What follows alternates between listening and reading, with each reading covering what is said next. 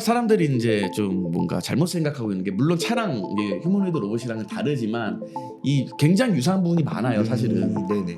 특히 이제 뭐 휴머노이드 비전 기술도 사실상 저는 테슬라의 이제 자동차에 있는 거랑 크게 다르지 않다고 생각하거든요.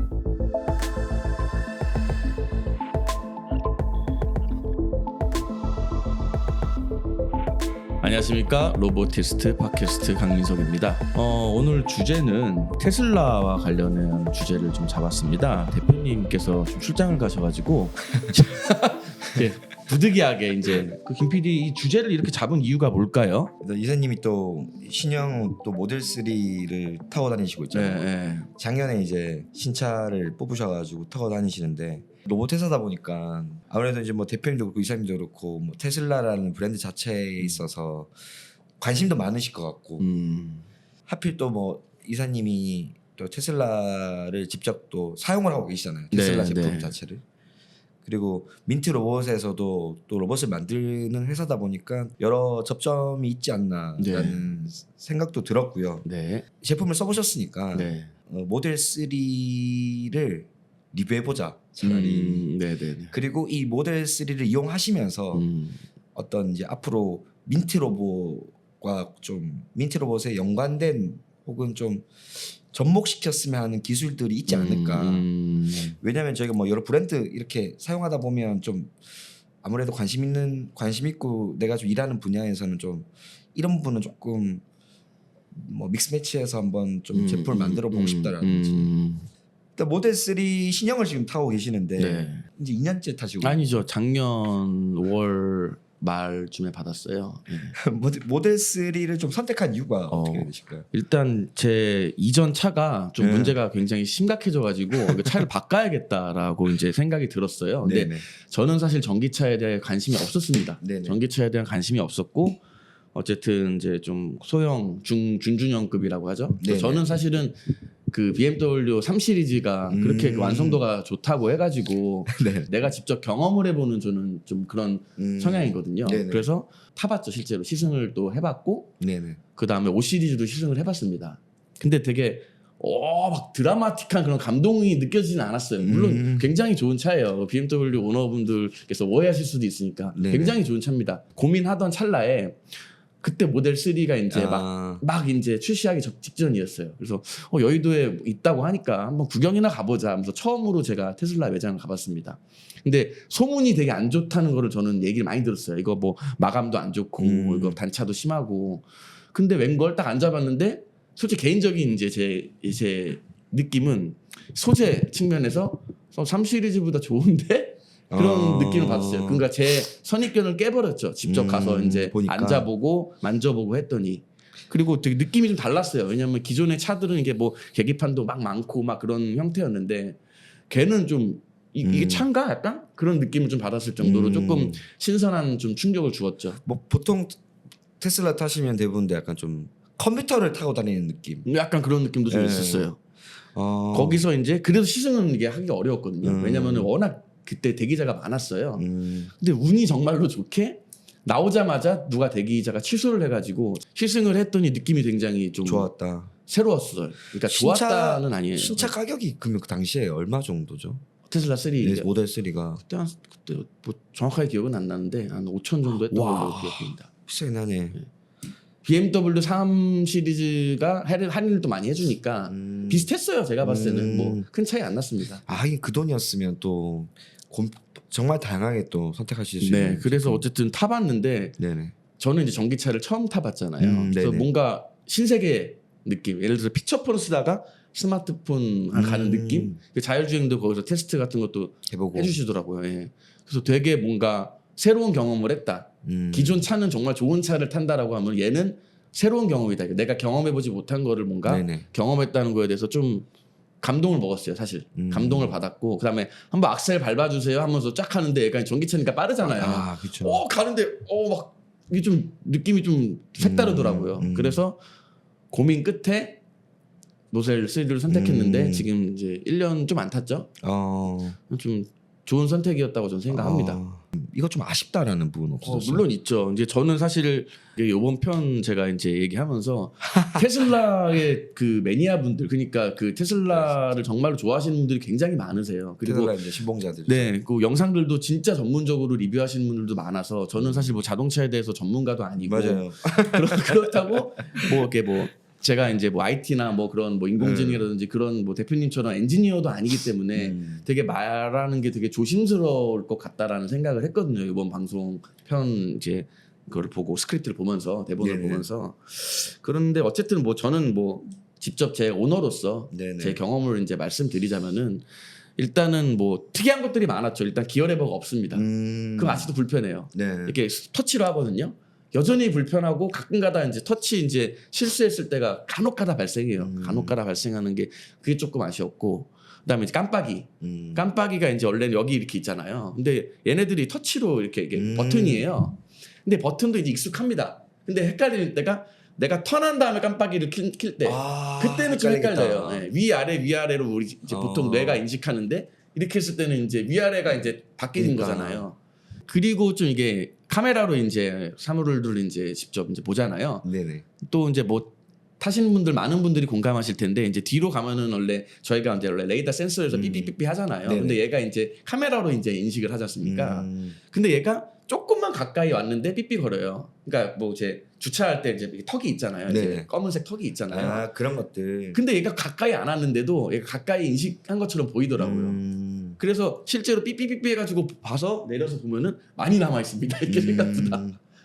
그런 부분. 예. 아, 그런 게 단점이라는 말씀이신 거죠? 단점이라기 좀 그런 것도 좀 개선이 돼야 되는데 좀 비전 기술이 조금 더 이제 올라가면은 더 좋아질 거라고 생각이 듭니다. 테슬라는 또 자율주행이 또 대표적인. 그렇죠. 너무 편해요. 진짜 저 진짜 잘 쏘고 계세요. 예, 제가 이제 졸음운전을 이제 밥 먹으면 졸리잖아요. 근데 졸음운전 할 때 간혹가다 있는데 하면 안 되겠죠, 물론. 근데 그럴 때 이제 자율주행 이제 차 막힐 때 항상 켜놔요. 오히려 이제 좀 빨리 달릴 때는 자율주행을 잘 안 킵니다. 화면에 정말 그 사람이 정확히 이렇게 다 걸어가는 게 다 나오더라고요. 네, 그게 좀 확실히 테슬라의 강점인 것 같아요. 그게 어떤 AI랑 관련이 좀 있는 건가요? 그렇죠. 뭐 저희 로봇이랑도 똑같이 로봇도 이제 뭐 휴머노이드든 아미든 결국은 비전을 달면 이제 얘가 이제 인식을 하지 않습니까? 네네. 인식 센서예요, 결국은.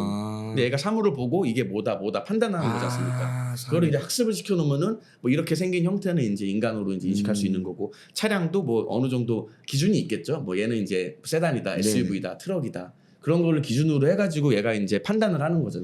사람들이 이제 좀 뭔가 잘못 생각하고 있는 게, 물론 차랑 이게 휴머노이드 로봇이랑은 다르지만 이 굉장히 유사한 부분이 많아요, 사실은. 네네. 특히 이제 뭐 휴머노이드의 비전 기술도 사실상 저는 테슬라의 이제 자동차에 있는 거랑 크게 다르지 않다고 생각하거든요. 네네. 비전 기술 제가 아까 옵티머스 잠깐 영상을 봤는데 네네. 똑같습니다. 걔가 이제 걸어갈 때 이제 인식을 하는 거죠. 이제 여기가 뭐가 있고 뭐가 있다. 그래가지고 이제 또 옆에 이제 그 그래픽된 그런 매핑들이 계속 나오고, 여기서 이제 뭐 올라가야 될지 말아야 될지 이제 판단을 하는 거죠, 스스로. 이제. 네네네. 그런 것들도 사실 자동차에 있는 것들이랑 뭐 원리는 저는 유사하다고 저는 알고 있거든요.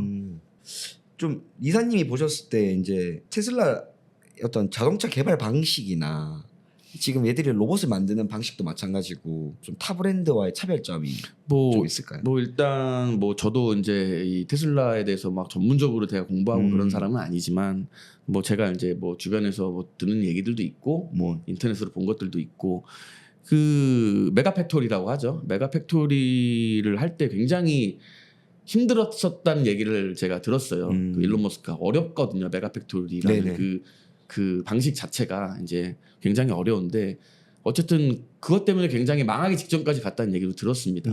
찍어내지 않습니까, 이제 자동차를.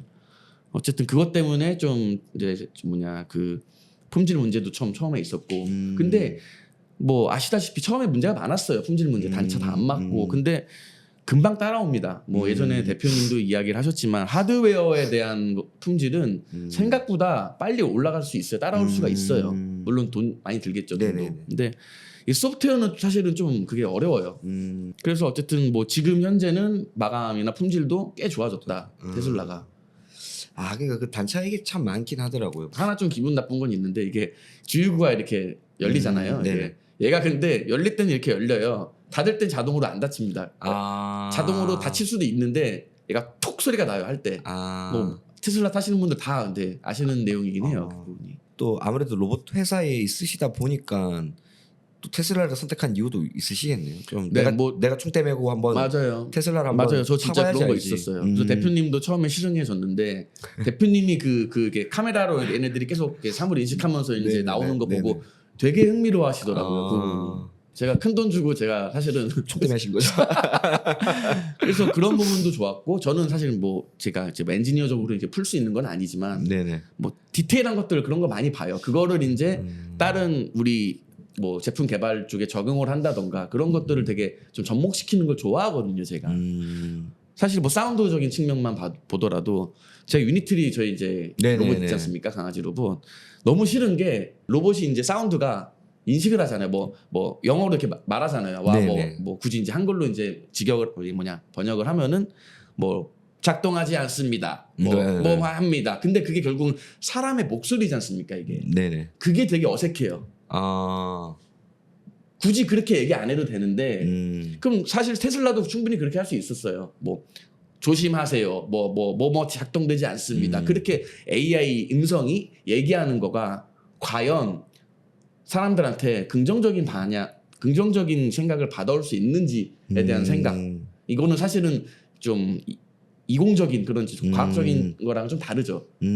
근데 테슬라가 아니라 테슬라 자동차 어떻습니까? 똥똥똥똥 막 이런 거밖에 없어요. 사실은 그게 일부러 저는 그렇게 했다고 생각이 들거든요. 그럼 이제 내연기관차로 다시 저는 못 갈 것 같아요. 솔직히.